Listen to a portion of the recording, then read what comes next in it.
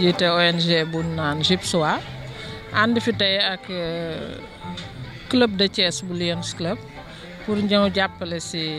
askan wi à travers les deux associations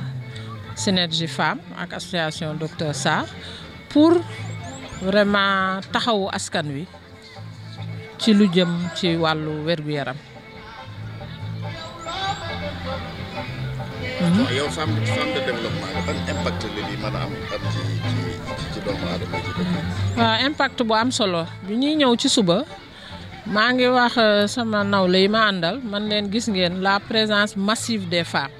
indicateur de valeur la pour wane ne jigéen ñi daw nañoo daw ba feebar. Sur une présence de 100 personnes parce que 90 yëpp ay jigéen lañu nga gis jéeg ju ndaw ji mais jigéen ñu mag ñi aussi loolu day wane ne vraiment war nañu jël en main la santé vraiment des femmes jàppale leen. léegi moment yi day doon ay xéewal yoo xam ne askan wi dinañ ñëw jot ci santé parce que xam nañ Sénégal nguur gi mi ngi def ay jéego yu am solo jëm ci wàllu wér-gu-yaram mais la santé demeure chère encore. kon consultation gratuite yi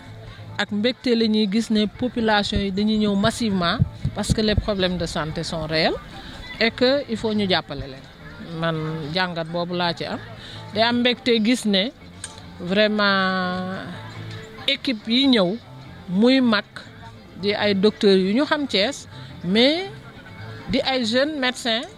UFR santé Thiès loolu man daf may rassurer moo di ne deux générations yi fi daje vraiment dinañu jël en compte convenablement les questions de santé kuréelu jigéen ñi it aussi farlu gis ngeen présidente Adama Kanté ak staffam ak waa Synergie Femmes ni ñu lëkkaloo ak docteur Sarr pour amal cette première édition ñu fësal aussi contribution madame la directrice de l'école bi mettre à notre disposition ces lieux loolu day wane ne jigéen mbiri santé soxal na ko te taxaw nañ ci bu baax a baax. ci wàllu paj yi yan ñoo fi am spécialité. bon presque spécialité yëpp am nañu parce que urologie ak yaakaar naa urologie la ñu manqué woon am na ku ñëw vraiment ñu gis ne y a toutes les spécialistes mais ñaari spécialité attiré sama attention. mooy médecine gynécologie pour les femmes ak médecine générale pour hommes et femmes foofu gis nañ fa vraiment une présence massive des populations day mandarga ne les questions de santé foofu la ne ci xale yi aussi gis nañu ci wàllu pédiatrie ne y a un bon nombre mën nañu wane daal mën nañu fësal ne vraiment y a toutes les spécialités te ñi fi ne en général dañuy reprocher ci consultation gratuite ne xale yi jàng la ñuy indi mais c'est des médecins yu nit ñi xam Thiès ñu ñëw dooleel l'équipe du UFR santé ak l'association des ressortissants de Casamance yaakaar naa ne c'est une bonne symbiose te gis ngeen ne population bi ñu ngi ciy profité bu baax a baax. ci wàllum santé dañuy wax ci souvent faju ak prévention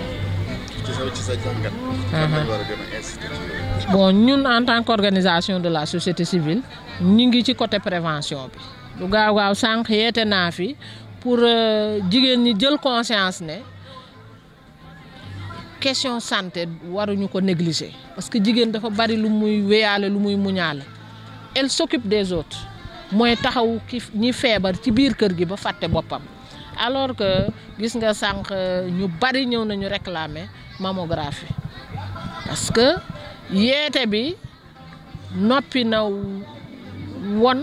jigéen ñi pour ñu am prise de conscience ne sam papa da daan wax ne am lu lay metti nga ànd ak sa sago dem ne médecin bi fii may metti moo gën ñu jagat-jagatee la yaakaar naa ne yeete bi organisation société civile yi ñu ngi ci bu baax a baax gis ngeen léegi au niveau des comités de santé y a une présence massive des groupements de femmes des organisations de femmes donc ci wàllu yeete bi ñu ngi ci bu baax a baax léegi man fi ma gis ne moo des rek articulation bi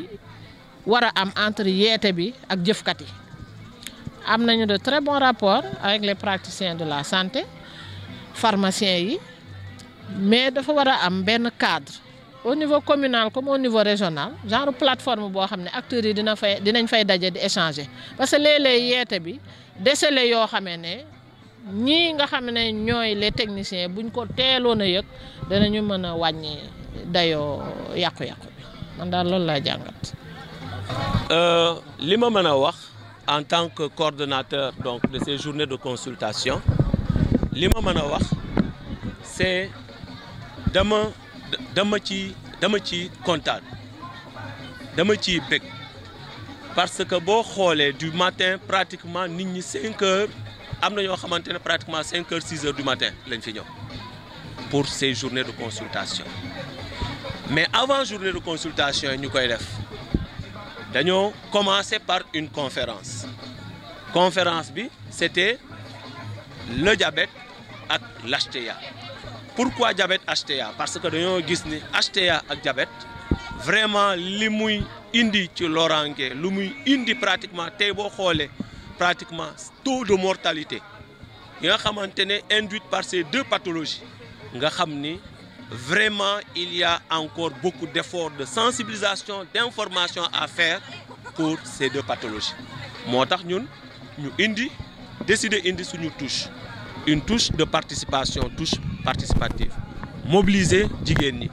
mobiliser vieux yi, mobiliser xale yi pour vraiment évidemment donc ñu expliquer leen lan mooy diabète parce que am na ñoo xamante ne ñi ngi def c'est les diabétiques mais xamuñu lan mooy diabète am na ñoo xamante ne c'est les hypertendus mais xamuñu lan mooy hypertension donc ñun suñu objectif mooy expliquer leen lan mooy hypertension comment tu peux faire pour nga bañ a am hypertension mais aussi tamit boo amee hypertension comment faire pour que nga dund ak sa hypertension parce que là aussi tamit maladie dañuy xaw a des fois jànnaxe bu ñu amee hypertension rek pour ñoom c'est la fin du monde bu ñu amee diabète c'est la fin du monde donc ñun suñu rôle mooy loolu puisque on est des acteurs de santé expliquer donc maladie donc lan mooy diabète lan mooy hypertension ku am sa diabète lan nga war a moytu lan nga war a def et cetera comment tu peux vivre avec ta maladie ñun loolu surtout mooy suñu objectif donc surtout la prévention parce que wax naa ko dès le début xam nga faj c'est très bien faju c'est très bien mais fagaru pratiquement c'est encore beaucoup plus important que faju et il faudrait que les gens travaillent ñu liggéey ci loolu surtout dans le domaine donc de la prévention. Ben aujourd'hui man naa wax ni on a vraiment maa ngi sant yàlla parce que boo xoolee mobilisation bi c'est dû si vous voulez encore une fois au groupe de femmes Synergie Femmes à moi-même et pratiquement donc à Ziguinchor assistance médicale waaw donc Ziguinchor assistance médicale ñu indi seen taxawaay ñu jàppale ñu pratiquement ci côté yëpp Synergie Femmes mobilisé donc jigéen donc Sud-Estat ak environnement donc vraiment kontaan nañ ci loolu et c'est looloo tax ñu mobiliser tous les spécialistes boo soxlaa ORL am na fi boo soxlaa ophtalmo am na fi boo soxlaa pédiatre am na fi boo soxlaa urologue am na fi boo soxlaa si vous voulez encore une fois infection sexuellement transmissible sax am nañ fi ay sages-femmes yu ñu dépêché ñu ñëw pour mën a def consultation yooyu donc en résumé daal spécialistes yëpp ñi ngi fi donc moo tax ñun vraiment kontaan nañu torop ci journée yi tey.